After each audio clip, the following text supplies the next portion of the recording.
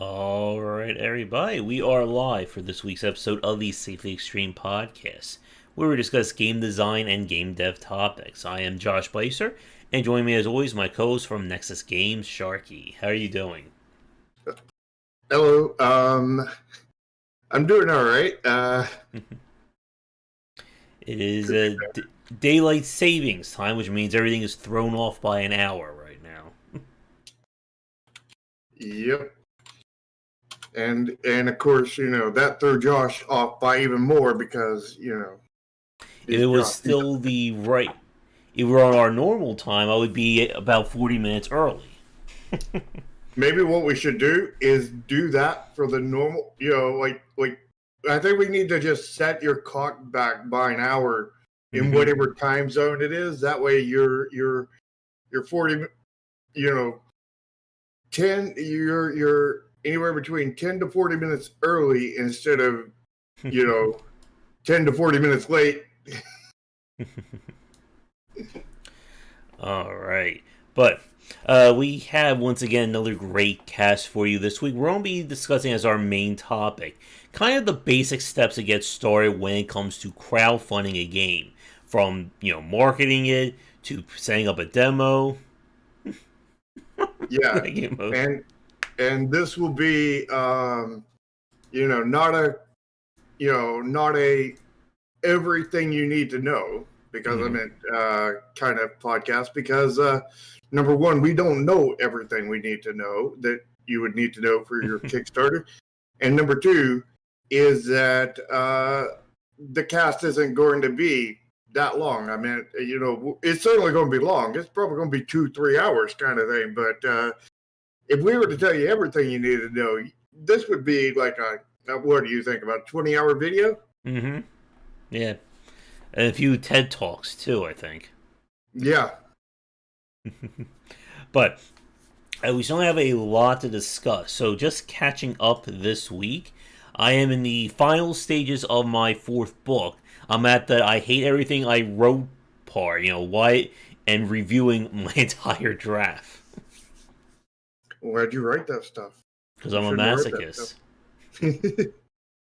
But it is coming out. I think this will be my best book yet, which is also be very awkward to say, because my 3rd book will be out in about a month. So your next book is inferior? Yes, exactly. There's a marketing tip for you.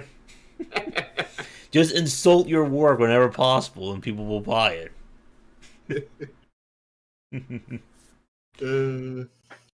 But definitely looking forward to book 3 and finally finishing off book 4, which is due in about a day or so. So after this little discussion, I will certainly be doing some work tonight. A procedural book. I think you just gave every author on the planet a heart attack there, Pony. You need to go for it, Josh. Mm-hmm. Procedurally write your own book. Yeah. Yeah, you need the sneezing for effective jump scares, or jump sneezes. Jump sneezes. I just invented something there. I think we invented that several streams ago. Yeah. But other than that, I've been getting in and out of Loop Hero. Yeah. It's the never-ending book. Every time you read it, you get a different experience.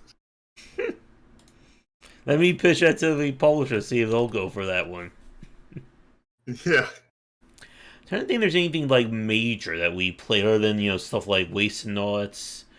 That would actually be a cool idea for like a game, a procedural book, but it's a story-based game, and the story changes procedurally based off of how you do things, or how random gen deals you your cards. So we kind of like if Helix was taken seriously with like having procedurally generated text. Unsure. I'm not familiar with that one. I guess the only big game I played lately was I attempted to play Total War 3 Kingdoms last week. And I respect what they're doing, but it's such a hard game to jump into if you have no idea what's going on previously. I mean, you generally don't know what's going on anyway in any game. Let's see. Oh, I've been playing more Ceruleum, trying to break the game and get killed at the same time. And I found some more like game-breaking stuff to play around with. Next game of the year in the works. Yeah. I guess for you, Shark, any new or interesting games you've had a chance to play? Well, we played an interesting one last night. Mm-hmm. What's the name of it? Waste. Waste and Nuts. Waste and Nuts. Oh, I played more of Golden Light, and nobody had any idea what was going on there. And at some point, I keep hearing people talk about this game called Cruelty Squad as kind of the so jank that it's good category that I'll have to try and suffer through on a stream. It doesn't. That doesn't sound good. The so jank that it's good sounds like Getting Over It, which is not good at all. Mm-hmm. Yeah. And again, Mojo, if you want a key to check out, if anyone else wants a key to try Wasting Notes, I still have 2 left. Yeah. Alright. But yeah. And again, we need to get Tomo on for another, I think, a jank discussion.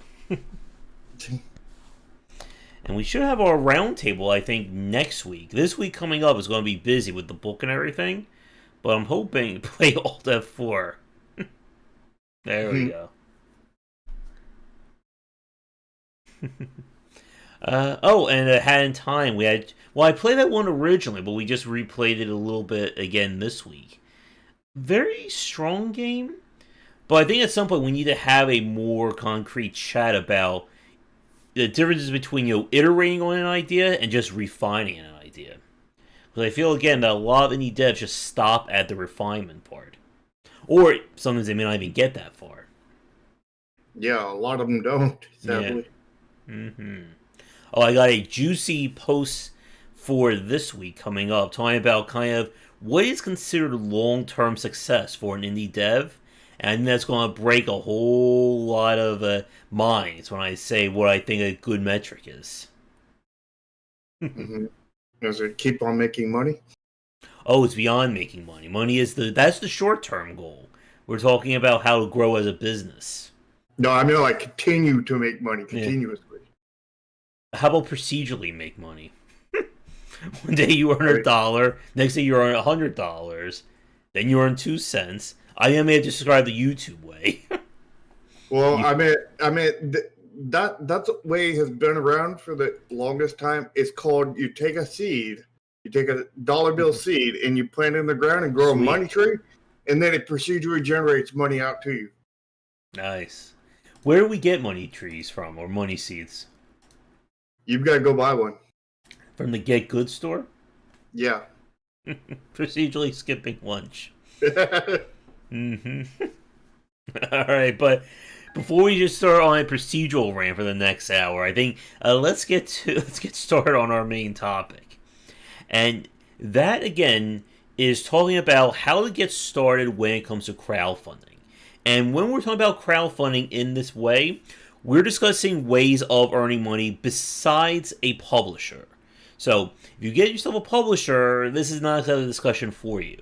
This is for Indiegogo, Kickstarter, I think Fig, Patreon as well. And there's a bunch of others, too. Oh, yes. And like Shark said about 5 minutes ago, this is not an all-encompassing everything you ever needed to know about crowdfunding. Hey, Mike, because if we did that, 1, we should probably get paid for it and not procedurally, and 2, it will probably be longer than 2 to 3 hours. Mm-hmm. So, what, YouTube doesn't pay us? No. Just like in my YouTube talk to a bunch of kids and teenagers, YouTube is not a job. Because if it was a job, we would be getting an hourly wage, which would kind of make things a little bit trickier for game development. Because you get your money, but you usually will get it after the game is done. Ideally, I guess I should say. Mm-hmm. But crowdfunding is a very popular option. We could kind of put early access in, but I think that may be a little too much of an exception to, normal crowdfunding for this discussion. Yeah, it's early access isn't crowdfunding. Early access is its own thing. Yeah, and as a general tip, if you're waiting for your game to be on early access to crowdfund it, you are in very big trouble. Mm-hmm.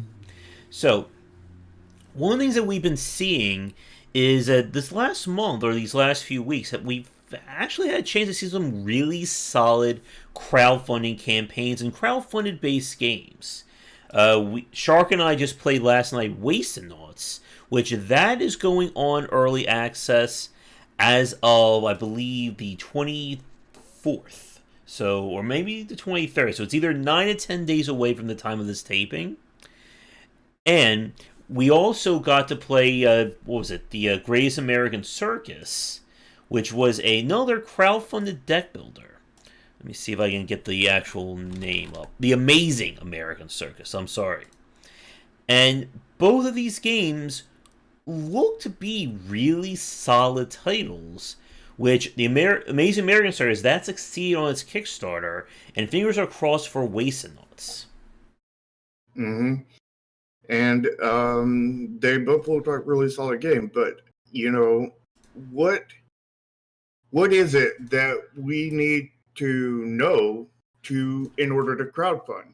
Well, that's a very long list. But what do you think I'm going to ask this question to you, Josh. What do you think the most important thing to have when you're starting your plans for the Kickstarter? What is the very most key part of that plan? What do you think the very most key part?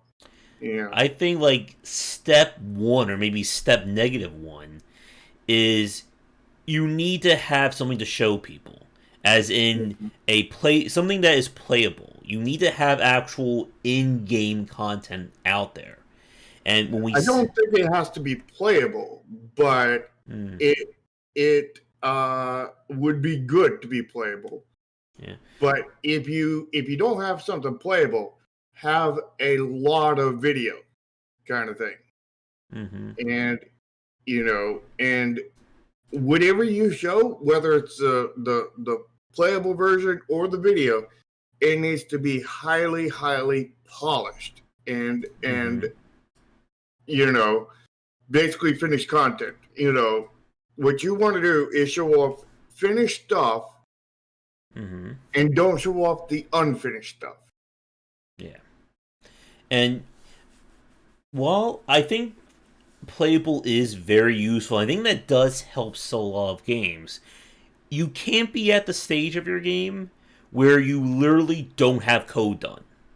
The days where you could just make a video saying, I have an amazing idea, give us $300,000 and I'll show it to you, are gone.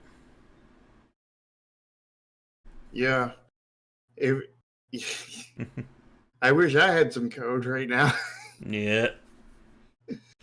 But yeah, I mean, you really need something going, And I mean, here's a question for you, Josh. Do you think I could get away with not showing, not having anything coded because of all my, art mock-ups? Do you think that would be enough? I think that may be stretching things, to be honest. Yeah. If you asked me that question 5 years ago, I probably would have said yes, or at least give a more positive answer. And I think that's another really big point. Like we always say when it comes to marketing and these kinds of discussions, things change almost on a month by month basis. What works for one person may not work for you the next time. And unfortunately, again, it makes it really hard to give definitive answers. But ultimately, I think for right now, you need to show people there's a game here. You need to have something in game that you can show somebody and say, hey, we've actually have, we have code down on our computer. Yeah. Animations. Yeah. Yeah, and to Hammersmith's comment, again, like, top tier for what we want to talk about is you have a playable demo or, a playable build. At least you need to show in-game footage. Like, with the Darkest Dungeon, when they did their Kickstarter, they didn't have anything playable at that time. But they had a really solid proof of concept video, which was all using in-game assets. Yeah. And what was important was those assets were of high quality. Mm-hmm. Final finished quality. They weren't showing, placeholder art. Oh, yeah. Yeah, that's a big thing. You can have placeholder art in your demo. We're not saying don't do that. But if you are making a Kickstarter trailer for your game, you don't want temp art. Temp art the trailer, like we saw with Wastenauts in their build. Well, but what the difference between having temp art and having what Wastenauts has is very different, because what they have is there's a few pieces that are temp art kind of thing, but everything else is finished. Yeah. It's different. You don't want, they have like finished card art. As in the card UI art.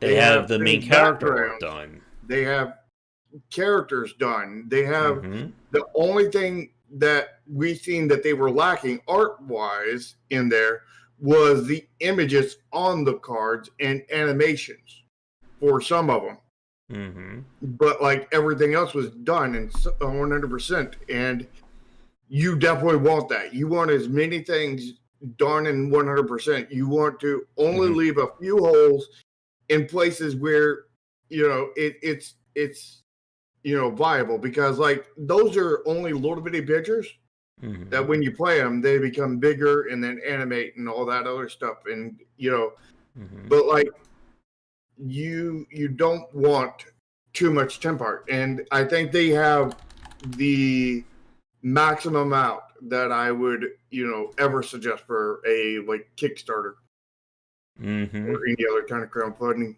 Yeah, and to Pony's comment about banking is pretty far away, and then they're changing direction. Yeah, that's not what you want to do. Also, is my stream okay? I'm getting like some hiccups internet-wise, at least according to OBS. Art. I don't see anything. All right. Okay, good. So it is still stable. Yeah, and we've seen developers. Oh, and this is another. We may be getting. This may be getting ahead of ourselves. Something about the actual crowdfunding campaign. I think. Let me save this thought for when we get there. Let's stick with what you want to start with. So you want to make sure again that you have something that is worth showing people. And as soon as I said that, I can see OBS hiccuping again. Okay. I'm seeing a buffer too. All right. Hopefully it will stay stable here. So, you want, as we said, you want to have in-game footage. You want to have game footage that is credible. And it has to be, as Shark says, as highly polished as you can make it at that time. And I think that's another big point. You want to be, or up a path. Yeah, if we're talking about crowdfunding right now, you want to be able to show somebody a really solid vertical slice of your game. And again, like, Darkest Dungeon would be kind of the watermark for that, or the high mark example of that. That, again, go ahead. If you're going to have a demo, you need more than a vertical slice. Yes. You also need a horizontal slice still point, which would be technically a diagonal slice at that point. And isn't it International Pi Day or something? Yeah, it is International Pi Day. So get a vertical, horizontal, and diagonal slice of. Yeah. pie. I'm going to have 2 slices of pizza after this discussion is over. That's not the same kind of pie. We're I talking know. about PI. Yeah. Pie. 314, the date. Mm-hmm. 3.14. You want to be able to show somebody,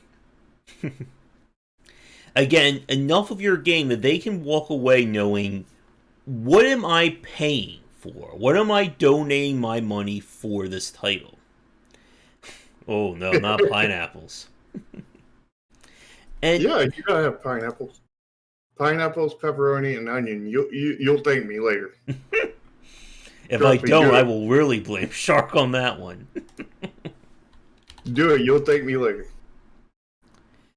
And ultimately, another reason why you want to have this stuff, or as you're playing your crowdfunding, I think this is another question.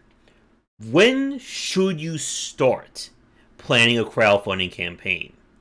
And this is a very tough question. Some people will start crowdfunding, the millisecond they have a game idea, they're already thinking about crowdfunding their game out. Other people may wait until their game is further along. Some may even wait until near the very end and use the crowdfunding essentially, at that point, as a pure-on marketing campaign. As in, whether or not they actually meet the crowdfunding or the Kickstarter goals, they're still making this game. Like, the game is too far along at that point. So Yeah. Well, that's there's 2 different things you hit on there. There's the when do you launch a Kickstarter and when do you start planning it? Mm-hmm. And the answer to when you start planning it, at a bare minimum, 3 months before you're going to launch it. At a bare minimum. Yeah, and again, for Darkest Dungeon, they waited, I think, at least 6 months. I think they started to put things together a year before, but they didn't really start to get serious until about 6 months before the Kickstarter. If you're waiting 1 week, that is way too short. So you're talking about they pre-plan the Kickstarter and then they plan the Kickstarter and then they launch the Kickstarter. Mm-hmm. So they did the planning of the Kickstarter at the 6 month point, but they did pre-planning before that point, and they did and then they waited 6 months after they started planning before they actually released it. And that's sort of what I'm doing right now, because I'm in the pre-planning process. Yeah. On mine at the moment. Mm-hmm. And we'll see how much is left when I get to the planning process, because there'll probably be a ton left to do. Mm-hmm. But I'm just trying to get all the idea generation on, what can we offer as rewards? What can we do as stretch goals? What can we do as this? What can we do this? What can we, do here, kind of thing. And, just getting the ideas out, slowly, over time, and then, get everything kind of initially, kind of set up to where we want to go. Yeah. And then, go hard at it in the planning phase. Yeah. The full planning. And to Hammersmith's comment, yep, and that's what a lot of developers don't like about crowdfunding. That it is like you're essentially working on another game on top of the game you're trying to make, and that you're still trying to get money off of that. Yeah.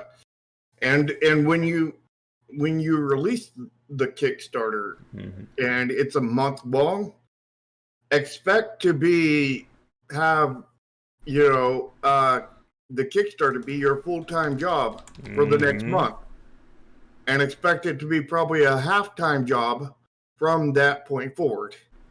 Yep. And that's another thing as well. You're not starting, or when you go on Kickstarter, that doesn't mean you're done. You are basically starting a good 30 or sometimes 45 to 60 day month campaign. That means you need to plan out, where am I going to update each day? What kind of social media am I going to plug? Am I making additional videos? What happens if we meet all of our... What happens if, luckily us, we hit our goal day 1? What do we do now for the next 29 days? Promote those stretch goals. Mm-hmm. Is there going to be an end to our stretch goals? What happens if we want to add more goals? And I guess here's a question for you, Shark.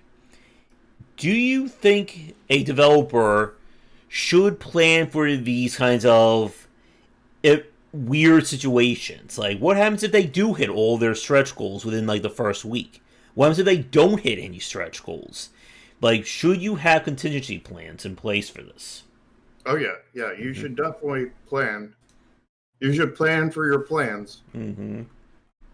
You should definitely, be planned up. Part of planning for these kind of things is planning to what happens if we don't get funded? What happens if we do get funded? What happens, if funding goes extremely well? What happens if funding goes extremely poorly? What happens if we're really close to that line, Mm-hmm. And that final one that you just said there is a very important conversation to have. Because we've seen developers who get just close of their Kickstarter, they don't get enough to get it, and then they will relaunch Planning Plan Spiral, yeah. And they'll relaunch it at a smaller goal. AI Wars by Arkin did that, or AI Wars 2. There's been a few other ones I'm blanking on at the moment. Let's see. And of course, there are, crowdfundings that, will, the funding will work no matter if the 100% of the goal is achieved or not. Mm-hmm. Yep. I think Kickstarter has a way that you can set that up. I'm not 100% sure, though. Yeah, I'm not sure. I know other platforms do it, but I'm not sure about Kickstarter. But, you can always, if set the goal low kind of thing and just aim to get more than the goal. Because, you could always set the goal to be $5 or whatever. But you need to be really careful with that. Because I've seen developers who will shortchange their Kickstarter under the assumption that it will go beyond what that goal is, so we'll get more money than what we're asking for. And then what happens, and then what ends up happening is it doesn't. And then suddenly your $60,000 plan for a Kickstarter, you now have to do the same amount of content at maybe $25,000. Yeah, that's not a good idea. You only, the only reason why you would, set one so low is if you can actually do it for that much, because you have you either have everything else done or you have the ability to finish everything else. Yeah. If you're using your crowdfunding as more of a marketing plug, as opposed to, we desperately need this money for survival, you can certainly do that. You can set the goals and such as mainly as, bonus content or, things we would like to have in this game. But at the end of the day, the game is being made regardless of whether or not we hit our goals. Mm-hmm. And there's nothing wrong with that. And there are developers who will use Kickstarter as their major marketing push, as opposed to their desperately we need money push. Yeah, I'm using it for marketing push myself, and we're we definitely need money too, but the marketing is what we need more of, so that we don't have to spend more money that we don't have. So it's and of course Kickstarter alone is not really going to provide quote unquote marketing. Oh, yes, that's I think another point we need to elaborate on. That this is beyond crowdfunding at the moment, but it needs to be said. When you go onto platforms, whether it's Steam, Itch, Humble, if you're doing crowdfunding, anything like that, the platforms themselves are not your marketing campaign. And developers will fall into that trap. Again, there are people who think, oh, if I put my game on Steam, it will magically get 100,000 copies sold. No, that's not how it works. That's how it used to work about 10, 15 years ago. Mm-hmm. So again, if you just have that time machine, you'll be set. Yeah. But again, the point for this... Good thing I have one. Good. Well, you better start using it then. Yep. The point about this, the platforms themselves, they don't care about you. They really don't. Steam is not going to cry itself to sleep if your game doesn't sell well and you go out of business. Are you sure? I mean, Steam weeps tears out of its valves, with the leaky valves, and it's like weeping all the steam out, and that steam is condensing into tears, Mm-hmm. No, they don't. The point is that these platforms provide you with a space for you to do the marketing. And if you are waiting for the day of your release, the day of your Kickstarter, any day of release like that, to actually start doing your marketing, you basically have, I think, what would we say, like maybe 1.5 feet in the grave at that point. I know, you're pretty much 6 feet under at that point. Mm-hmm. You're pretty much 6 feet under because you don't need. Not only can you not wait until, I mean, if you launch and then you start marketing, your game's already dead because the fact is so much rides on specifically the Steam algorithm to how much you sell in the first day. Mm-hmm. Because how much you sell in the first day influences how much you're going to sell over the next 6 days in that first week. And then what you sell in that first week determines whether Steam is going to bury you to where nobody can find you, even if they search exactly for until they 100% search for exactly your name, every single letter exactly spelled, not just like the first part of your name, like for example, if we made a game called the Safeway Extreme Podcast game, they could put Safeway Extreme Podcast and still not find it. They could put a space and then GAM, they still would not find it. And they could hit that last E and then bam, there it is. And if your sales are so low, if your sales are low enough in the first week, they will put you like that. They will make it where nobody will find you. The only people that will find you will people who already know who you are. And they're already going to probably be your fan base, which means you're not growing out beyond that. Which also means that if they're already your fan base and they didn't buy your game, that means you either just recruited them to your fan base through marketing, one person at a time, or your fan base didn't buy your games. And that's always good too, right? Yeah. And but if you already have a fan base, then you're at least a large enough one, you're not going to have so much issues with selling enough copies on day one. But if you don't have a large fan base, then that's when you do. So using the fan base excuse is really not really valid, because the fact is you're not going to have a fan base at that point. If you're not selling good enough in the first week, then the fan base you have is minuscule, if not non-existent to begin with. And I say that as somebody who has a Discord of over 100 people when I launched my last game, and we only got I think it was 9 sales in the first week. So even if they're a part of your community, you cannot count 100% on them, because that's less than 10%. And I mean, and 9 sales on Steam in the first week is death flag right there. Yeah, you're done at that point.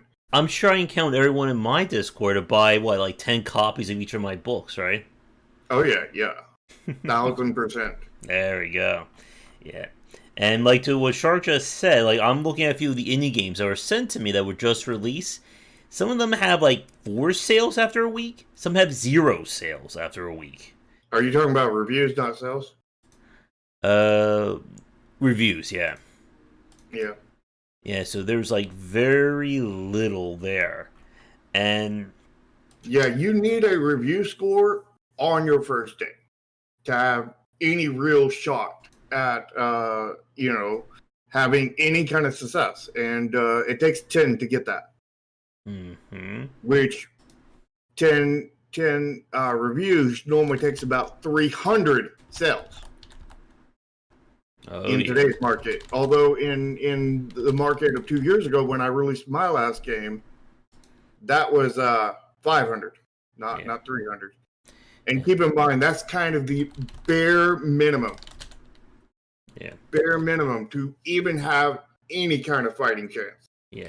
So, speaking about what Shark just said a minute ago about how the algorithm works, one of the games that Shark and I enjoyed was Rise of the Slime, which is another deck builder roguelike. So, for the heck of it, I typed in onto the Steam search bar Rise.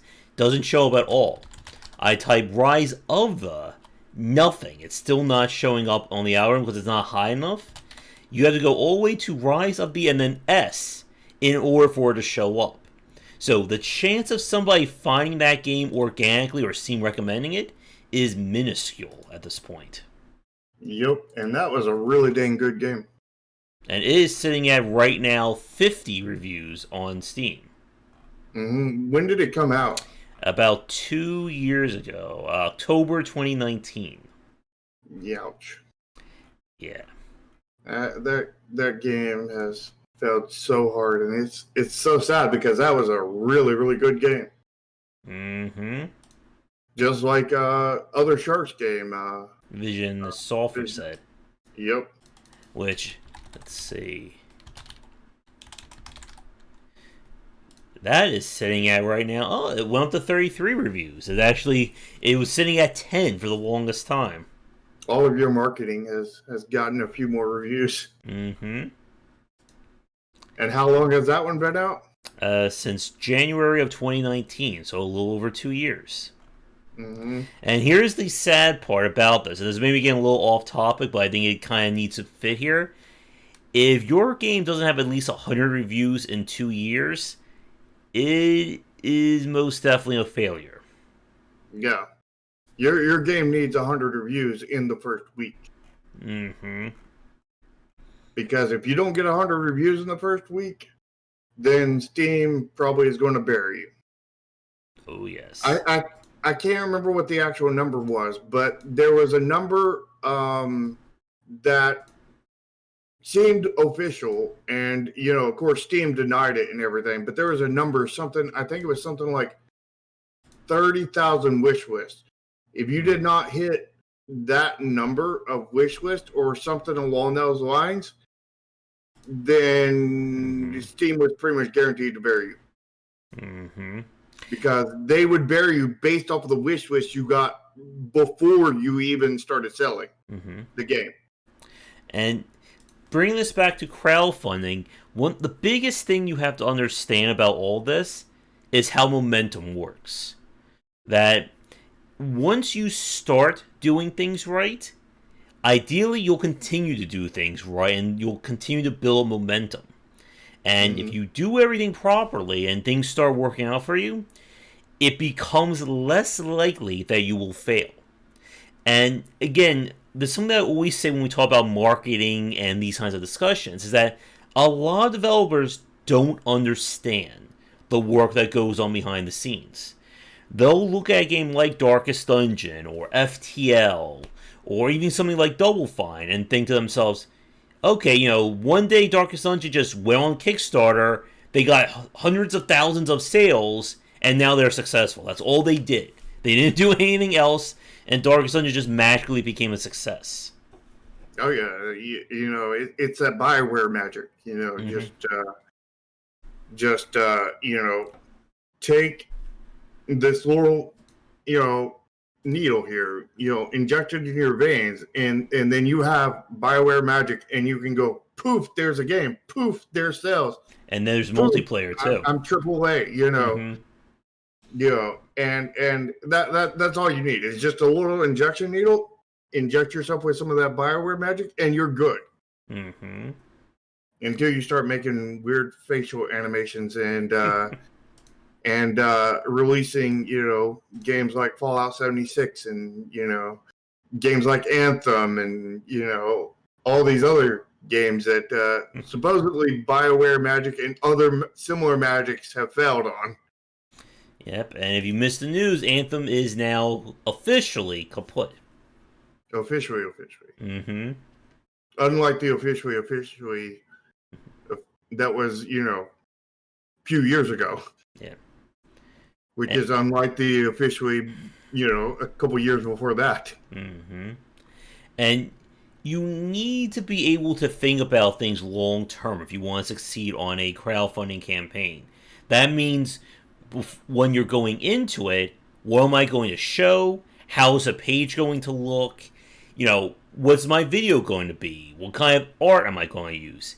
You then need to think beyond that. As in, what is I want to stop you here. What? Because I want to stop you here. Mm-hmm. Because what goes into making your Kickstarter page, with the art you use and all this other stuff, we have a very good example of stuff along that lines, and that would be our other show, Indie Inquiries, where we review your Steam page. Because, like your Steam page, your Kickstarter page will have similar qualifications. You'll need good GIFs, good, header images, good video, good trailers, text. Good text broken up, just broken up, headers broken up, none of the stuff, globbing together. You want everything broken up, segmented, clean, clear, concise. You want the text to be really good, really, and you want to try to make your text as entertaining as possible. And you want to, watch our other show. It's every Thursday. It will give you a mind's eye view into that aspect of setting up your Kickstarter page. But keep in mind that, what's required for a Steam page, it's going to be different for a Kickstarter, but a lot of the rules are the same. Mm-hmm. And again, if you're good at one, usually you're good at the other. And if you're bad at one, it usually is this cascading failure effect. Yep. And, like we talk in our other show is, one of the key things what cascades through all of them is your art aesthetics. So if your art aesthetics are not in point, then, your trailer is not going to be on point because it's got those art assets in it. Your thumbnails are not going to be on point. Your screenshots are not going to be on point. Your nothing is going to be on point because your aesthetics are not on point. So messing up your art aesthetics, and I know a lot of programmers out there who decide to make a solo game are just we'll put mechanics and game design and whatnot into it, and then it doesn't matter how it looks and we'll put it out. Yeah, maybe 20 years ago, but today, no, absolutely not. Your art aesthetics will penetrate and cause you to fail on your Kickstarter, your Steam page, all your different marketing. Everything will fall apart. And to build off of what Shark just said there, this is one of the reasons why when we look at games like Wasted, like The Amazing American Circus, why having that solid beginning or that solid foundation to your design, to your aesthetics, really does matter. It's basically like starting at a +2 advantage for a lot of these successes. If your art is horrible and you don't have anything cohesive to begin with, it becomes so much harder to convince somebody to give you money for that. Yeah. Think of it this way. Here's the easy analogy to think about it.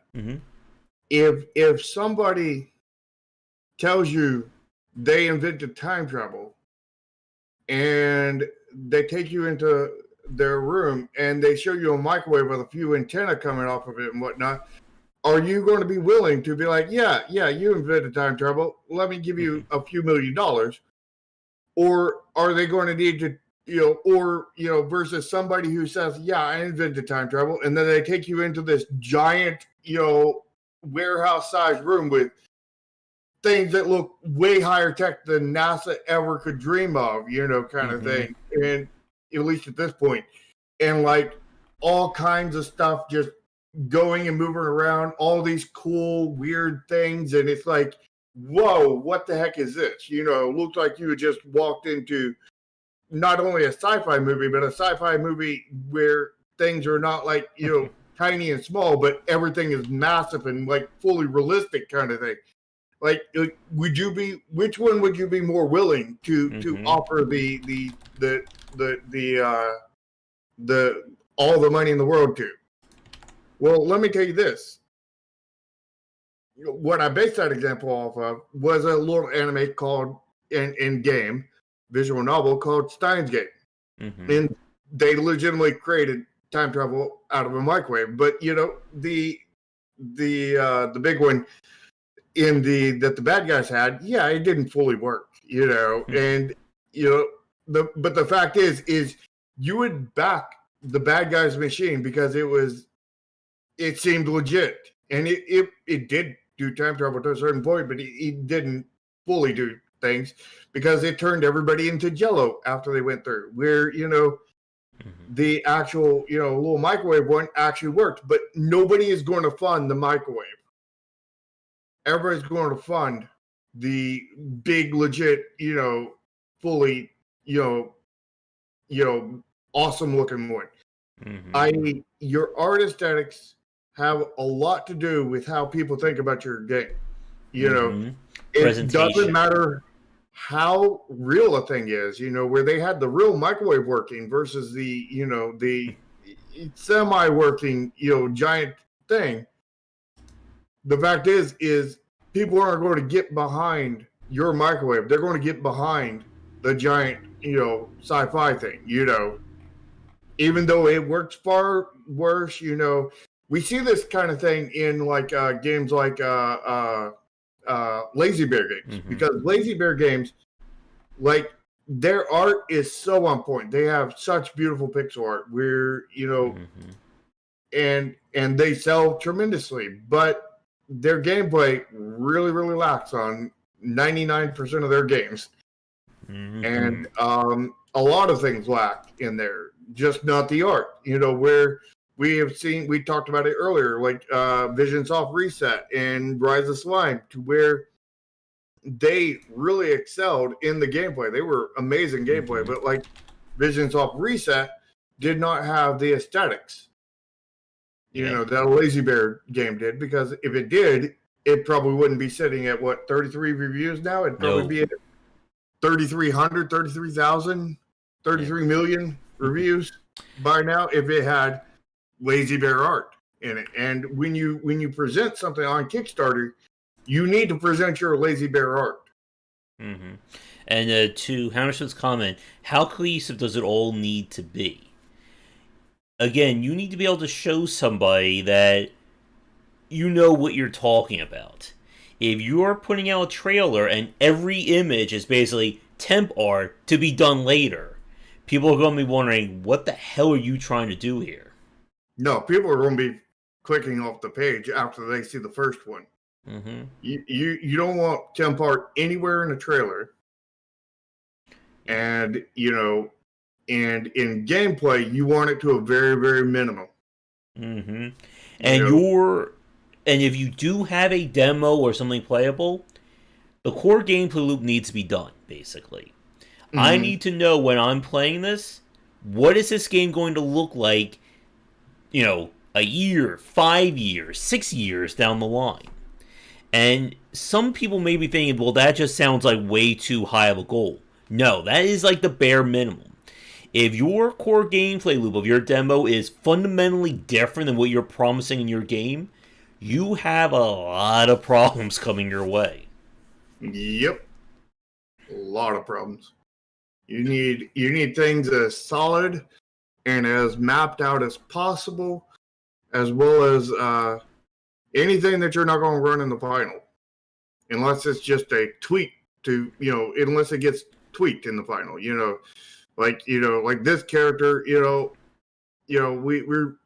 he's basically done, but in the final, we're changing his hair from, this red color to this other red color kind of thing.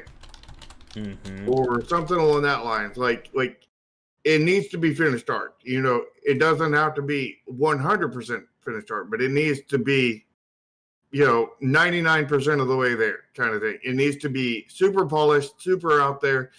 And if people have a problem with the hair color, and want it a darker red or a lighter red, then, change it afterwards. But it's final art at that point in time, because there's no reason to change it after that point, unless there becomes a reason to change after that, because people have feedback of, I think the hair should be a lighter color, I think the hair should be a darker color, that kind of thing. Like it should be final product basically, but not technically.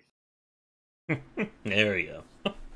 And to Hamish what's comment, what do you consider temp art? Temp art would be something that you intend to fully replace this, and it is just in your game right now, so you don't have an empty space to it. Yeah, or something that is a very early version of something you do intend to keep. Yeah. Slay the Spire would be a good example of this. That during its early access, it had temp art for all the cards in the game, but that temp art was still unique. It wasn't just literally saying temp art, and that was the art. It was maybe the agility card was like a poorly drawn foot or a poorly drawn boot. And then when we got to the finished version, it was made this character actually jumping and ducking and weaving on the card. Mm-hmm. Yeah. You want your game to look as professional as possible. And that goes, all that extends to your store page or your Kickstarter page, to how you, talk to people and try to convince them to give you support. Oh yeah, and absolutely on your store page, everything has to be final. And if you do a big enough update that changes the look of things, you better replace your trailer, your screenshots, and everything else that contains those assets that you changed. Because the key is, the store page is your last part of your marketing funnel. And what a marketing funnel is let's say, for example, you get somebody and they add you to Twitter, right? Mm-hmm. And they're interested enough in your game to now follow your Twitter to join your Discord. Now they're on your Discord learning more about your game, and now they go from your Discord to your store page to confirm that they really, really want to buy it. And then once they confirm that, they hit the purchase button. And the thing is each one of those steps, they're going from, intrigued about your game to curious about your game to wanting your game to purchasing your game kind of thing. It's that kind of progression kind of thing. And that's what they refer to as marketing funnels. You're bringing somebody along that trip. Yeah. And each... go ahead. But when you get to the final, on the store page kind of thing, this is your final chance. This is the end-all, be-all. Will they purchase it or will they not?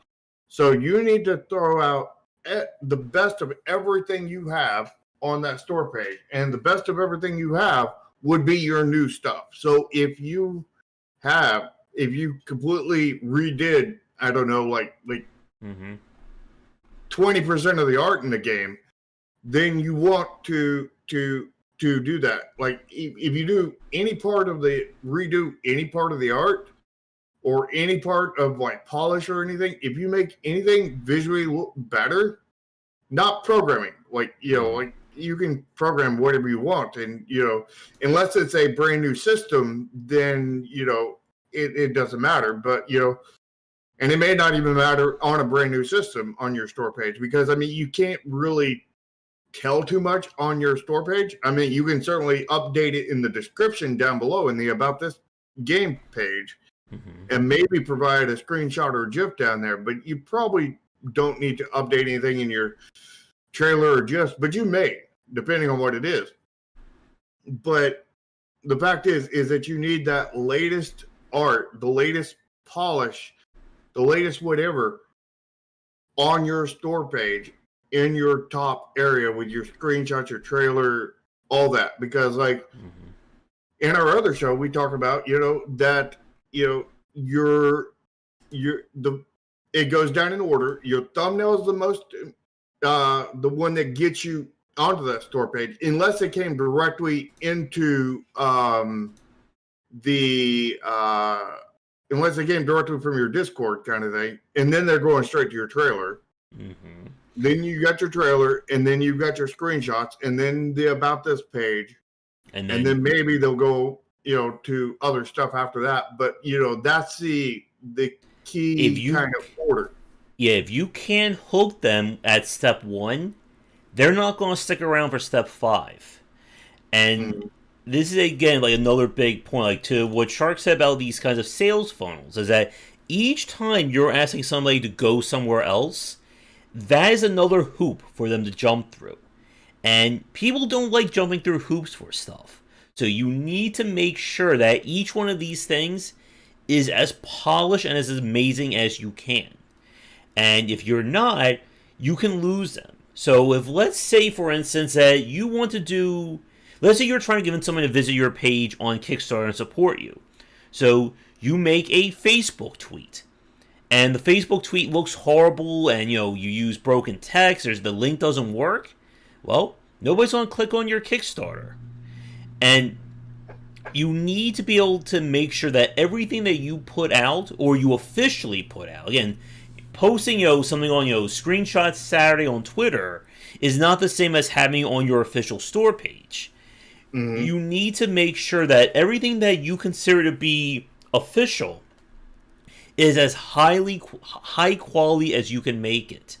If you remember that game from that indie developer that submitted to the store page, that he got like a massive UI update, and the thumbnails on the store page haven't been updated yet to represent that. Oh, that wasn't a massive... I mean, it was just one thing, but it was one very critical thing that repeated everywhere. Yeah.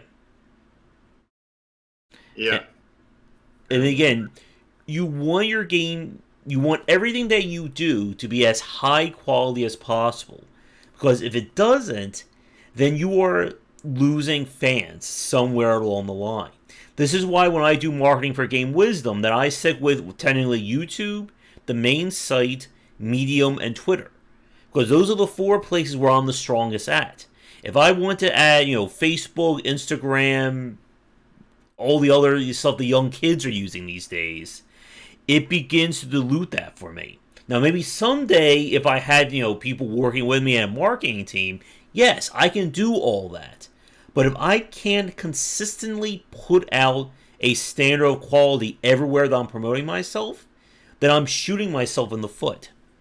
Yeah, don't you want TikTok, though? I don't even know what TikTok is. So that sounds like a young person thing. Old man Josh. Exactly. But yeah, you absolutely need every part of your funnel to be, of the best quality. And, Kickstarter is part of that funnel. Whatever crowdfunding you use is part of that funnel. Because, you're funneling from the Kickstarter to the store page. And some people may funnel from somewhere else into Kickstarter. Yeah. Some people may do as the opposite. They may have a store page and say, okay, coming soon to Kickstarter, click here. And this is why you want everything to be high quality, because at the end of the day, most of you will never know where your fans come from. They may follow you on Twitter. They may have come to your Discord because some random person said, here, go to this guy's Discord. You're going to like what he has to say. They may find you on some random video you put up on Instagram. You never know. And this is why whenever I get people who join me who just say, I found you on some random article, I generally like to ask them, where did you find me on? Some of them have found me from Gamma Sutra, Medium. Sometimes I'm even being cross-posted to like sites in China that people are finding me on this. Exactly, Amir. This video is part of it. Or this live stream. This video is part of my funnel. Yeah. Speaking of part of my funnel, let's go into this and direct you to the next part of the funnel. The next part of mine and Josh's funnel is Josh has his Discord on his side of the funnel, and I have my Discord on my side of the funnel. And we also have both of our YouTube channels that are part of our funnel. So subscribe, lick the smash button, smack the lick button, and join the Discord. Yeah. And for both of us. This is a procedurally generated video right now. It's a video happening in real time, aka a podcast. We're just inventing all kinds of stuff today, aren't we, Shard? Like, we need to copyright this. Yeah, we need to smash the copyright button. It's right next to the make multiplayer button. Yeah. And when you're trying to get people into your various content, again, quality matters. What's our cult personality at? Well, like 10 cultists right now? What are we at? But this is why you need to be really careful what you put out there. Because if somebody somebody will always find your worst content. That will be the very first thing they look at, and they will judge everything else you've done on that one horrible piece.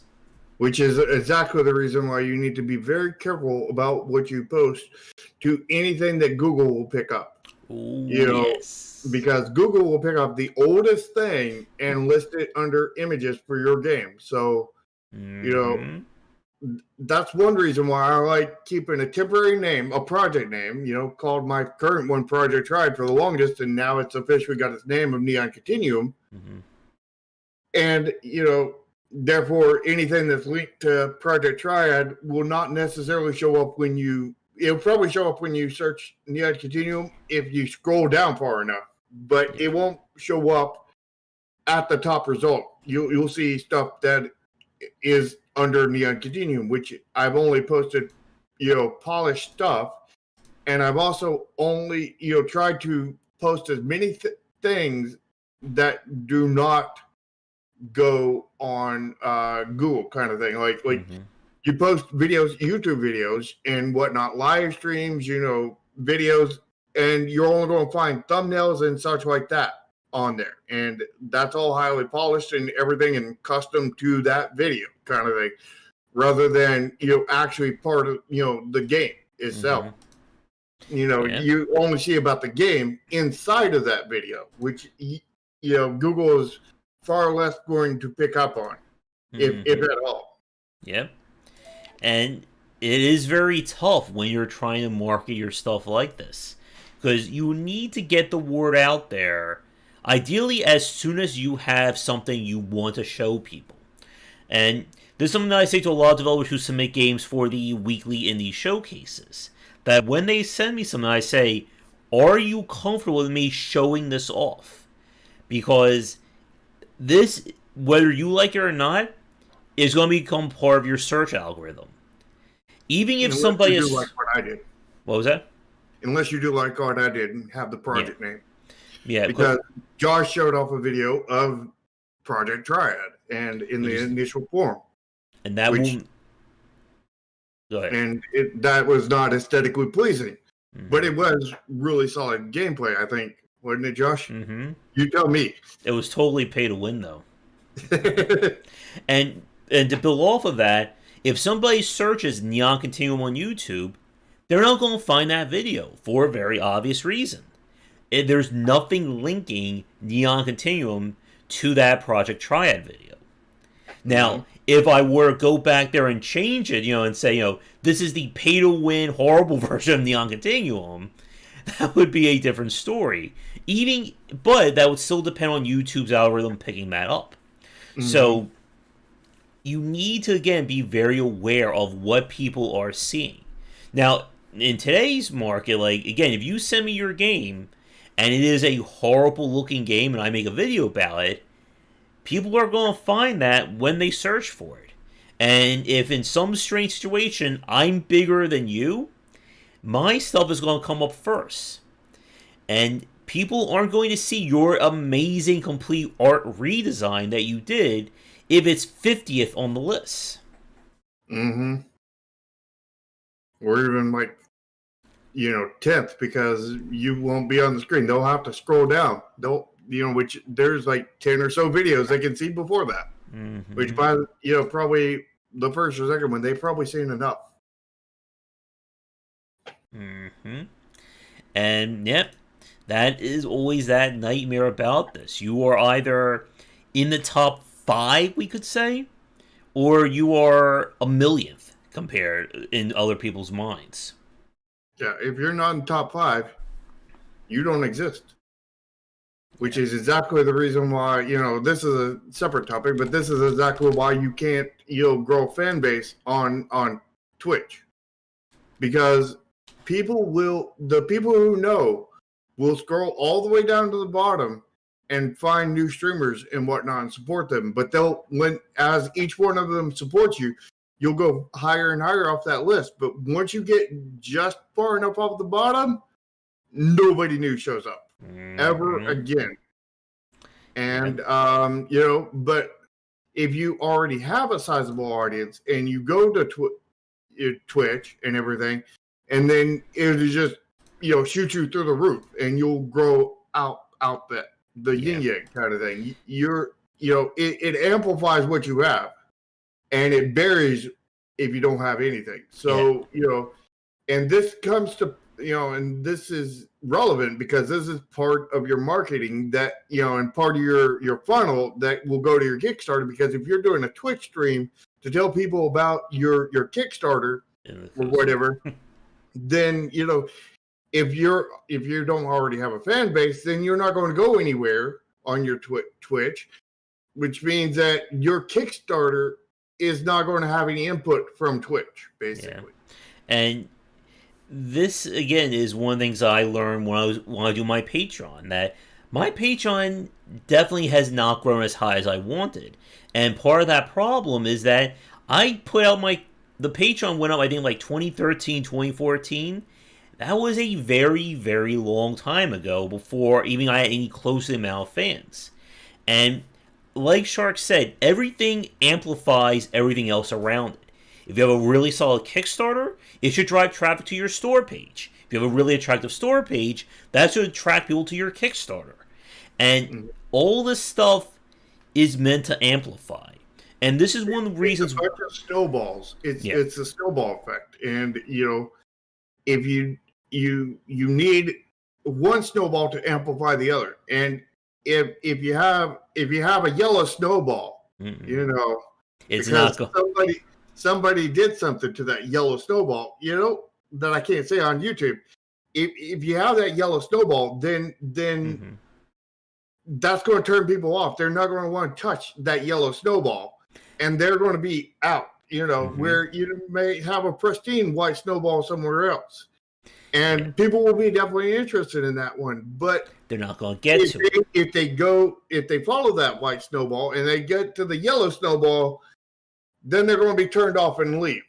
Anybody who gets to that yellow snowball, whether they start there or transfer from, somewhere else, they're going to leave probably, most likely, most guaranteed, almost 100%, probably like 99 or something. I don't know what the actual percentage would be. But it would be a very high percentage of people that would leave once they encounter that yellow snowball. Yeah. And that's what you need to be aware of and make sure that you don't have any yellow snowballs in there. Don't demod into your snowball. Mm-hmm. And this is why when we talk about marketing in all aspects, that a lot of developers fail to learn these lessons.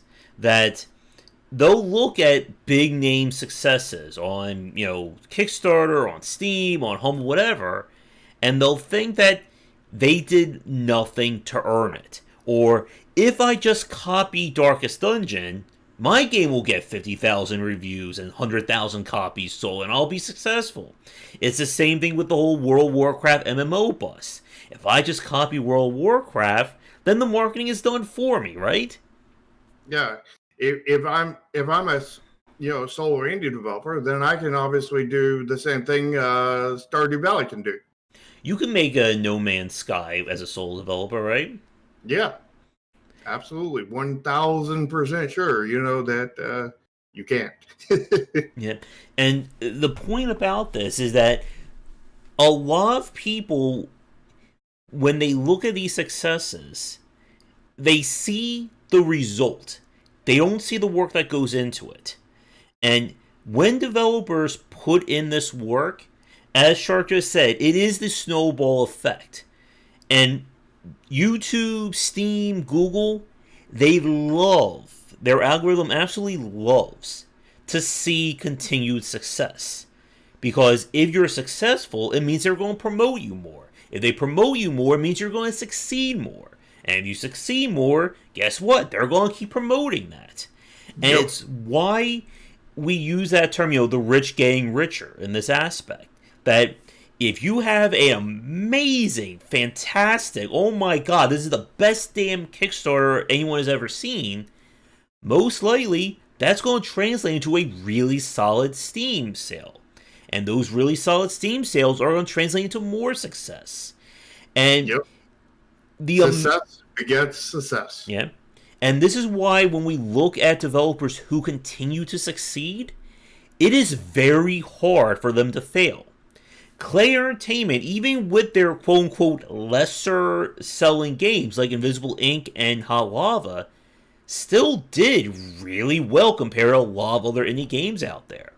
Yeah, if those games came out before they were really successful and It would everything, be a different story. those games would have probably failed pretty horribly. Yeah. It's why when we look at Darkest Dungeon that at this point, I don't need to hear one damn thing about Darkest Dungeon 2. I can predict it is going to be a very successful game. If we look at, like, Dyson Sphere, for instance, as kind of like the first shot from this studio. Oh, Wait, which side is low? Mine or Josh's? Also, to your crow fund question, I mean, why would you want to fund crows? I mean, like, they you generally want to chase away. That's the reason why you get a scarecrow. Chase away the crows, not. I mean, like, unless there's some kind of, let's say the crows gain sentience and they come at you like the mob or something. It's like, hey, give me some money, protection money, or else we're not going to leave you alone. yeah. Accidents will happen. That's the only point where you want a crow fund. Yeah.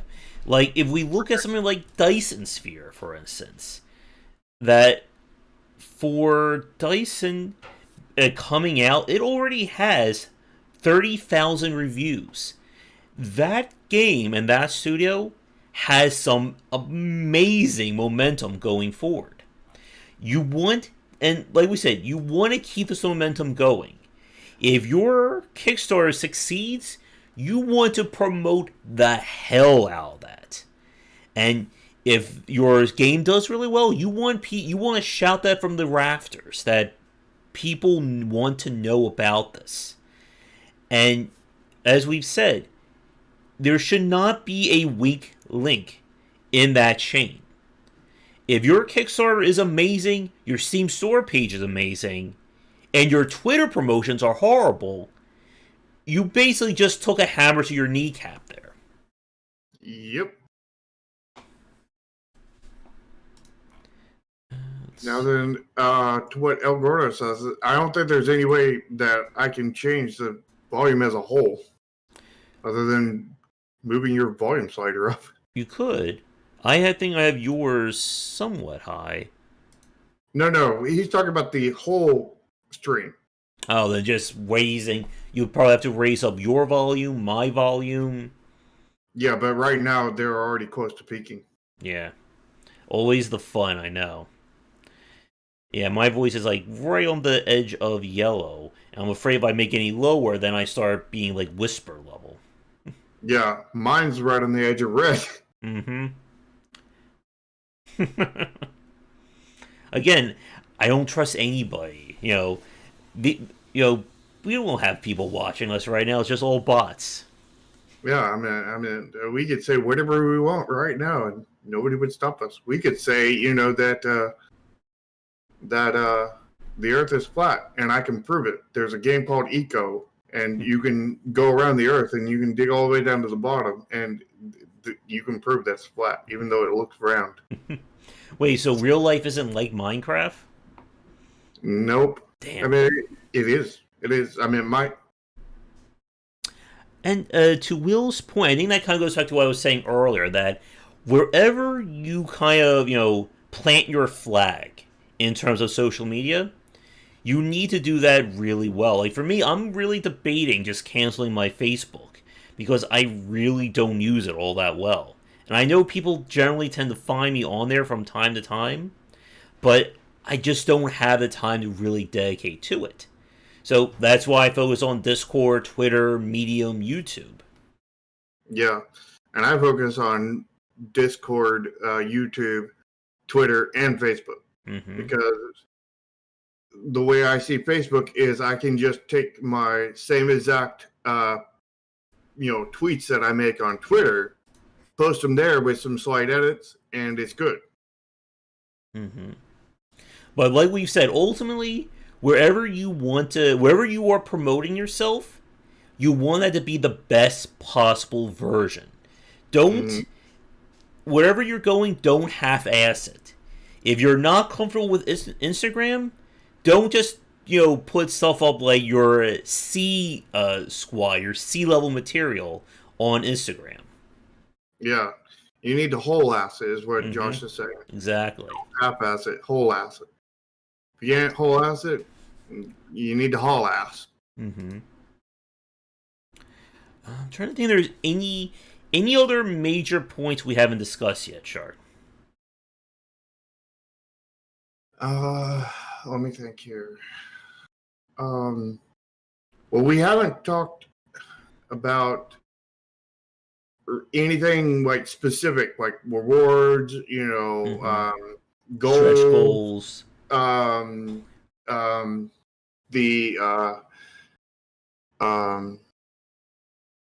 Yeah, that's rewards.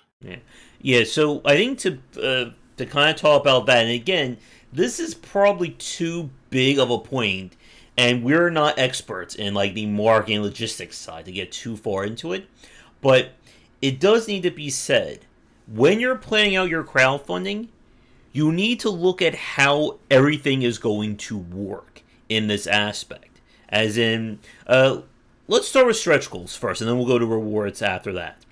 Mm-hmm. With stretch goals, you need to be thinking about how is this going to affect my development pipeline? Because it will. And one of the surefire ways to completely ruin your game is to overpromise on your stretch goals. Not just overpromise, but undersell their value. As in, okay, my game is going to cost me 100,000. That's going to be our main goal. And then for 105,000, I'm going to add 50 more hours of content. Because surely I can do all that with just $5,000, right? Oh yeah, that's really easy. All you gotta do is skip lunch. Mm-hmm. Skip lunch and you're good. Or you'll say to yourself, okay, our goal is going to be at 100,000. Let's have 75 more stretch goals at $3,000 a pop. And I'm sure we can just do all that in the same span of time. Yeah. Probably not. Depending on what the stretch goals is. I mean, like, if it's adding a character and your characters are really easy to add, then maybe, yeah.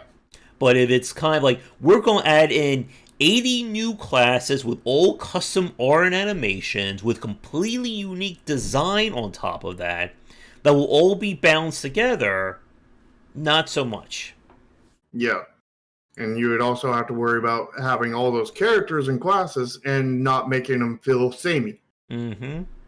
Just make a Disgaea on $10,000. It'll be easy.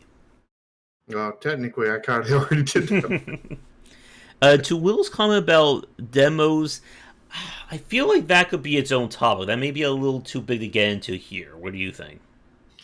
Well, we can talk about demos to a small degree. Mm-hmm. Just a little highlight. And, because we've already had our demo talk before on an earlier podcast of the Safeway Stream podcast. But, we can hit on one thing, that you need to be your best foot forward. If you have your best foot forward in a demo, then you're good. As long as your best foot forward is good enough anyway. Mm-hmm. If your best foot forward isn't good enough, then everything's going to fall apart no matter what. Yeah. It's not going to be the demo that caused you to fall apart. It's going to be that was your best foot forward, and it wasn't good enough, and everything else is definitely not good enough. Mm-hmm. So your best foot forward has to be good enough. And we talked about many ways that applies, but if it's not your best foot forward, then why are you doing fundraising? You know. And to kind of get back to like the stretch goals and the rewards, these are all things you need to be planning out way in advance. Like when you are sitting down and actually writing up your plan for a crowdfunding campaign, you need to be able to answer the questions. Okay, what's my goal? What are my stretch goals if I have any? What are my rewards? How am I actually going to facilitate these rewards? And that is a huge point. When we start talking about logistics of manufacturing, you're going to have physical goods. Are they going to be digital goods? Will there be a limit on them? Another thing that I see some developers do that tends to backfire is have Kickstarter exclusive content that actually changes the game. Yeah. I mean, it's okay to have Kickstarter exclusive content, but it can't be Kickstarter exclusive game content. Mm-hmm. I mean, because the key ring or whatever that you give away on Kickstarter is not going to affect the gameplay of your game unless it's amiibo kind of thing, and then it will. But outside of stuff like that, it won't. Don't do anything like that. Yeah, don't promise your Kickstarter, here's an exclusive game system that will not be available in the retail version. Yeah, that would not be good. Mm-hmm. You can promise that that here's a game system that will get added in if we reach this goal. Yeah. But don't make it exclusive. Yes. And again, you need to be really mindful about this. You also, in some cases, you may also need to plan what happens if people want to buy the stuff after the Kickstarter is over.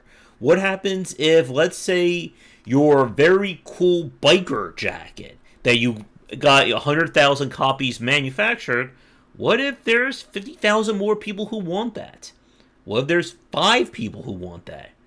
You need to have to think about what all this means going down the line. And let me give you my thoughts on that jacket. Is I would not do any more of those jackets because the fact is that is a Kickstarter exclusive jacket. Now, on the other hand, I do like money, and I need money to keep my studio alive. So what I would do is make a small change to the jacket, like put an emblem or something barely noticeable. Just put a TM at the bottom, trademark. Whatever it is. Not you can't legally do that. I feel like I need to tell you that, but unless you do actually get a trademark, but do something small, a small change, and then sell those as many copies as you want. As many copies as you can, but keep the exclusive version exclusive, think of it about like toy manufacturing, for the longest time, there was this print on Ninja Turtle named Slash, they gave him a purplish pink, bandana, and he was supposed to be black. The show was black. The everything was black except for the toy. And then they all of a sudden swapped and started calling it black. Mm-hmm. And now that red one, the reddish pink purple one is a special collector's item, mm-hmm. because it was an exclusive to the Kickstarters. Basically, they got that special misprinted version, essentially. Mm-hmm. Like, it's different, and it is wholly unique to the people that got that. And that's how, the Kickstarter version should be. It should be wholly unique to them, because mm-hmm. the last thing you want to do is take a crap on your Kickstarter people that made you succeed. And you don't want to punish somebody for not finding you 6 months, a year, even 5 days after the fact. Because again, no matter what you do, people aren't going to find you immediately. And you don't want to basically say, hey, your reward for finally discovering my game is you don't get to play 100% of it. Screw you. Yeah. But, you can do that with physical rewards, but, maybe have maybe be able to sell a different version of that physical reward later, if there is enough demand to do that. Like if it's just 1 or 2 people kind of thing, then the manufacturing cost is probably not worth it there. Yeah. But if there's a few hundred or something, or on a leather jacket, probably less than a few hundred, but something you can make legitimate money on, make a different version of it and sell it. Leave it mostly the same, but uniquely different. And some developers I know, when they do their initial printing, they will go over the amount of promised copies to have a reserve. So that, let's say we have 50,000 Kickstarter pledges for this physical good, maybe we'll print 65,000 and have that as a backup, so that in case something gets damaged, or if, let's say, people really like it, we can say, okay, limited time only, we have 15,000 in stock, and if you want it, buy it, but after that, we're done. And you can say that when it comes to some of these goods. Like, if you say to yourself, okay, we have a limit of 30,000 of these bonus things. When that's done, our hands are washed of it. So get it now or not.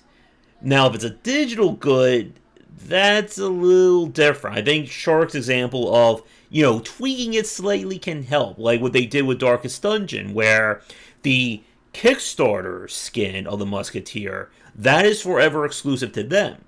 But if you want the Musketeer variant, that's the kind of a similar thing, yes, you can spend $2-3 for that skin. Well, I wouldn't even do that in a digital. I would just, sell it digital. I would never have it exclusive to Kickstarter.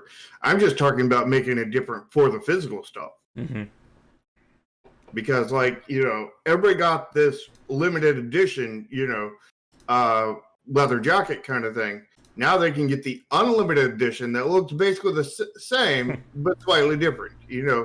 Is that safely extreme? No. It's more safely safe. Mm-hmm. It's like say you're making a game about vampires. Let's say it's a Castlevania, leather jacket kind of thing, mm-hmm. and it has 5 bats in the background. Well, when you make your you do that as your exclusive for your Kickstarter, and then for the once all those sell out and everything, then you can go to a unlimited version. And now it has a 6 bat in there. Or maybe it just takes away one of the 5 and now you have 4 kind of thing. Or maybe instead of 5 black bats, one of them is green or blue or whatever. Yeah. Or maybe all the bats just slightly change color. Instead of being blackish purple, now they're blackish blue kind of thing.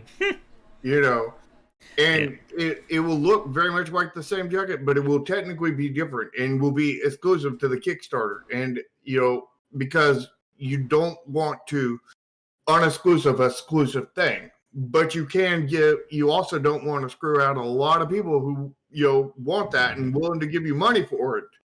Yeah, for that kind of thing. And here's another thing, that really gets me on, that basically make sure you know the prices of everything. Make sure you know that this leather jacket is going to cost you, $100 per thing to make. And you consider that and be like, okay, well, we need to set the Kickstarter goal to get this jacket at $300, or else we're going to lose money. Also, don't forget about shipping, because shipping and logistics is a major point about this. And ultimately, here's the biggest tip you can get when it comes to starting out crowdfunding. One second. Voice is dying just before I gave the big tip. Do research. You need to understand what the market expects. You need to understand what these prices and stuff will cost. And again, you need to have that sit-down discussion and say, what exactly do I need? And it's not just saying, I need a lot of money. You need to be able to sit down and say to yourself, can we make this game with $150,000 additional revenue? Can we make it on $75,000? What does a $300,000 reward or Kickstarter look like for our game? Because you need to plan this stuff out. You should not be confused. You should not be, wishy-washy when it comes to what all this means. Because if you don't think about this stuff, it will come back to bite you. Yeah. And you need to have everything planned. And, you also need to figure out not only how much you need and whatnot, but how much are people willing to actually give you. Yep. And that is a far harder number to figure out. Definitely. And again, it's one of the things that Kickstarter, or I've seen developers have to adjust. That they'll say, my amazing idea, I just need $500,000 for it. But let's say your fans will only support you up to $200,000. What do you do then? You got to figure out a way to make your game $300,000 cheaper while still not getting rid of any that won't. And, and I mean, this doesn't just apply to Kickstarters. This applies to game dev as a total, because you need to try to, spend less than what you're going to make. Yep. And that is a topic, that's a whole nother topic to get into when it comes to having to balance the game you want to make versus the game people are actually going to buy. Because if you break even on. And even with Kickstarter, if you're managing the funding that you want, you also need to give yourself a little bit of a bubble. Because as I know you're well aware of, game development is 100% consistent. If you say it will take 5 months to do it, it will take exactly 5 months to the second to get that done. Oh, yeah, exactly. Things never get done in 4 months, 29 days, and 29 seconds. It also never gets done in 5 days and 1 second. Never happens. It is like clockwork. People are as accurate as the crystal clocks on the wall. You've never found a person that is not right to time, or like a masochist that is late to all the streams. That never happens. All you have to do is, if you put it in your Google Calendar, the Google will magically make everything work to that time. Oh, is that Google magic and not BioWare magic? Yeah. Oh, my voice is really dying now. But I do need to get going in the next few minutes. So, I guess let's begin. We now have the rewards to talk about, or because I mean we kind of did a little bit of the rewards already, but we haven't dived into them. All right, this will be our final point then, and then I do need to get running for tonight. So what can we look at for rewards? You have like stickers, you got like pins, you got, leather jackets, you've got, Concept art. t-shirts. What was that? Concept art. You could sell them. Yeah. You got posters, postcards, pins. Anything that you can put a price tag on, you can try and sell. Coffee mugs, Mm-hmm. I mean, like, maybe that's what I should do. Is a Neon Continuum coffee mug, where bright it blinds you when you're trying to wake up in the morning. It'll have like stuff in there that as you pour coffee in it, it heats it up, and that causes the neons to glow. Mm-hmm. That won't cost any money to manufacture. No. And you want to be as cost effective as you can with these goals for two reasons. One, it'll help your bottom line if you can make something very cheap that you can earn money on it very easily. And two, it'll be far more attractive to the consumer. A t-shirt that will cost $10,000, most people aren't going to spend that money on no matter how much they like you. I mean, I would. Mm-hmm. I mean, it's a t-shirt. Mm-hmm. I mean, that's got to be worth $10 million. Of course. But you also need to keep in mind that, these sites and everything that you use to get these goods from, they generally charge you more for less quantity. Yep. So you need to be sure that at any quality that you're going to get, you're going to, at bare minimum, break even. Because what happens if you set out this Kickstarter or this funding thing and, you don't make your goal, but you still get funded to the, to a lower extent. Say you get like, you're going for $100,000 worth of funding and you got 1,000. And then when you calculate all you need to do to send off all the stuff, it's going to cost you $10,000 to do. You're going to have to crowdfund to get that $9,000 to send your rewards to the people who you've already You need to do a crowdfunding campaign to support your previous crowdfunding campaign. And then you got to do another one to actually support your game, because there's no money for the game at this point. Yeah. It's all going into that. So be careful about those minimum orders. And this is why a lot of developers who aren't familiar, who aren't an expertise in physical goods, they'll just stick with digital goods, because you can just hit a button and, get 50 copies of it. Mm-hmm. But the issue with digital goods is when they're not exclusive, they're not as appealing to the user base. And when they are exclusive, then you're walling off content from your other players that find you later, and that's bad. And people are going to hate you for that. Mm-hmm. And again, part of the challenge of doing this is you have to make sure to not piss off people. Mm-hmm. And if you do it the way Josh was just saying, you're going to piss off people. Mm-hmm. Now, you're going to do it the way Dark Souls did, or not Dark Souls. Darkest Dungeon. Darkest Dungeon did it, and, make a different version of an exclusive thing and sell that. Mm-hmm. But, the fact is, if it's just a little bit difference in a digital good, that's probably going to still make some people mad. Yeah. And you have to really sit down and plan this out. Oh, thank you, Chris. And if you don't, again, it will come back to haunt you no matter what. And one of the things that's always great is to see developers who plan this out in advance and say, okay, if we sell this, we are selling, 50,000 exclusive versions, but then we'll have another version on sale. And another reason why you want to do this is that it shows professionalism. It shows to people that you're not just you didn't just, hobble this together in a day. You've planned this out. You have an answer to every question that somebody wants to ask you. Too many people have hobbled it together in a day. Yeah. And Chris, I hope you got your chocolate milk ready. Mm-hmm. What they did was they had a Kickstarter exclusive skin for a character, and people wanted it after the fact, and because they didn't plan that out in advance, it left them in this very weird state. And they eventually settled on releasing a another version of that they sold as kind of the retail version of it.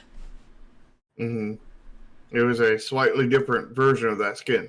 Mm-hmm. And I'm sure some of the people who got the exclusive was not happy about that. Yeah. But again, they did a lot of talking behind the scenes of their backers to find the best way of going forward. Yep. But again, ultimately, if you can get all this stuff figured... Oh, no, not out chocolate milk. If you can get all this stuff figured out during the planning stage, and just like with game development, it will make things smoother along the lines. Mm-hmm. And you need to, map out everything. Map out all the money that's going to be going out to the expenses to buy whatever it is you're buying, pins, whatever, posters, all that stuff, and map out, like I don't know how much it costs to print out a poster. So I'm just going to throw out some numbers here, and I don't know what it costs to map out some pins. But let's just say that it cost 50 cents for a pin, right? Mm-hmm. For, like a pen that you pin on your jacket or whatever, not like an ink pen. Yeah. And say that it cost, 40 cents to do a print out of a decent sized poster, like maybe like a 20 by 20 inch poster kind of thing, not the massive kind of thing. And then you've already got you either already got art to put on that poster, or you can have your artist pay them to make it. And you got to figure out what costs more, kind of thing, to you. And then you got to figure out what is more valuable to your consumer base, because maybe the cheaper thing to you is the more valuable thing to them. Which doesn't mean that you should charge based off of what they want to pay for it versus what it's valued to them, not how much it's costing you. Because you could have like your top tier thing, be the cheapest thing it is to make for you, kind of thing. Yeah. And you never know really what people are going to resonate with. You could plan this super amazing $600, I don't know, diorama set for your game. Nobody buys that, but they all fall in love with this like $40, plushie you made of one of your characters. Mm-hmm. And part of that would be getting feedback and everything off of prototypes of merchandise with your fan base. So when you're getting ready for this, you need to do a few one-run prints of these different things, and figure out and take your fan base, or show them like concept art or proof of concepts of what you're planning. I know with like a few people, they'll put up like a prototype version or concept art of a figurine they may want to include in a tabletop game, and see if people resonate with this. Yeah, but you need to, maybe that's the first step, but the second step would be you actually get a actual real version of it. And because that's not all that expensive compared to what it will be, because for example, if I were to go print out like a deck of cards kind of thing, I could print that out. I think one copy, I could print it out like $15 or $20 or something along that lines. Where if I order like a few thousand, then I can get them for probably like $1 a piece or something like that. Yeah, but again, you don't want to order a few thousand if you have no idea if anybody wants to even buy it. Yeah, and I know you buy the one once you get to that point, and then you see how people respond to that one and how wanted it is, and you do that, you compare that to everything else, because maybe you actually go and do this on 30 different products kind of thing, and you find out that 10 or 15 of them are completely useless to you, or maybe even more than that. And maybe 5 or so are high cost and not really wanted. But like these, like 7 here are like everybody wants them, and most of them are low cost and some of them aren't. Yeah. And You just never know. Mm-hmm. And I know manufacturers will print out like test runs or, give you a sample run just to see if this is what you want. And you can use that as kind of like the first step. Now, every manufacturer, and again, we're kind of focusing exclusively on physical goods for right now. Every manufacturer is different. You may have somebody who can do this amazing thing for it could be half the cost of another manufacturer. But maybe that other manufacturer could get you those products 1.5 times faster. And you need to weigh all this stuff in.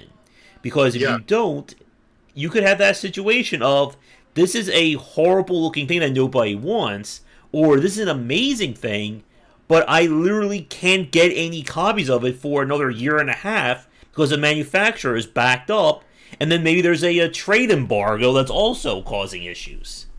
Yeah. And the other aspect is maybe one of your goods are handmade, like a hand crocheted, character kind of thing.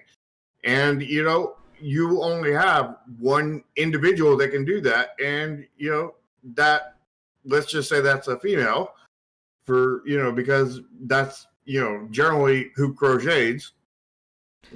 There are males that do it, but not a whole lot. But let's just say that she can only produce, 3 a day kind of thing. And you need to give her ramp up time to get up to a certain number that you expect to sell kind of thing. Yeah. Or what happens if they, get a cold and they're out of commission for a few weeks? Or a family emergency, they can't work on it anymore. You need to be, again, you have to cross your T's and dot your I's with all of this. Yeah, on something like that, you need to try to get that stuff in advance. But you have to know where you think it's going to go in advance, because you're going to have to pay her for all of those, whether you sell them or not. Yep. Oh, yes. And that can easily kill your Kickstarter funding. Because the manufacturer doesn't care if you broke even or you made a lot of extra money. If you signed a contract for 150,000 orders of something, you are going to pay for 150,000 orders of that. Now, what's often best is to not commit to any specific order, size. You commit to specific pricing on a specific timeline. And if you want this asset and you can get 100,000 of them in a week, or or less, and you can get any amount in a week or less, and these are the prices that those would be, then you're like, okay, yeah, we'll go with that, kind of thing, because that's what